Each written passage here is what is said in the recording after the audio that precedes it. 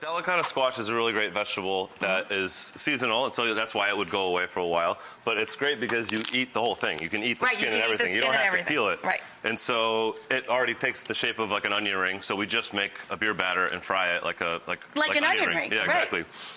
So then to make it a little bit fancier and a little bit nicer, we make ketchup, but instead of out of regular tomatoes, we use green tomatoes. I love green tomatoes. So in the summer, we just make a ton of it and we can it. And you got it as a go-to. Yeah, and it's really not that difficult to make. It's just tomatoes, sugar, garlic, and onions, and you stew it down with some vinegar. Like this guy here? Yeah, so this is that already cooked. All you do is you blend it and you cook it for like 20 minutes. It's really, really simple. Some of it, or do you need to blend that one up? Sure.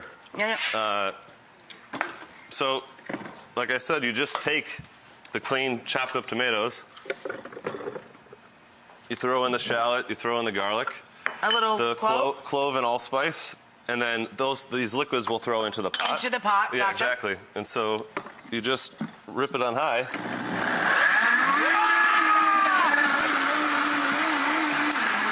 That simple.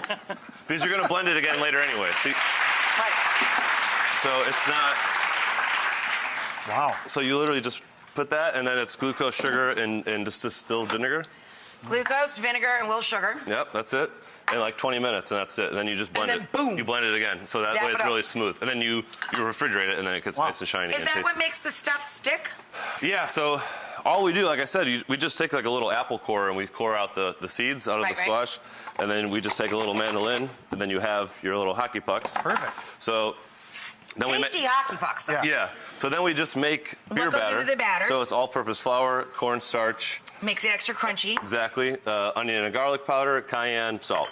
That's all. That's easy. And then you mix. So you mix all your dry ingredients, and then you have a couple of liquids. Yeah, what do you got here? Beer. So that's beer. Don't waste it all. Yeah. Jesse's like, where's my glass of beer? Some sparkling water. Also helps with the crunch, and then one egg. Wow. So pretty straightforward. It's not super complicated. All you have to do is dredge them in a little flour. Throw in there. We've got some fried. Do we have a whipped up gooey? You got any of your jam ketchup. there? I got ketchup right here. Good. Ketchup, yeah, the green tomato ketchup. So all you do, so then we after they come out of the fryer, they take about 4 or 5 minutes on each side. You just drizzle it over the top, like you're almost like a donut icing. And I told you, isn't this crazy? And so furikake is usually something you sprinkle over some sushi rice to give it a little crunch. Right. And in this case, we make a falakake, and so it has sage and pumpkin seeds and wild rice. And so, yeah, if you want to keep doing that, I'll just... And I love the presentation here kind of on the tree. So these are Norwegian stick trees that you're going to be... They're actual trees. I mean, they're actual branches. That's a tree? Yeah, I mean, it's an actual branch.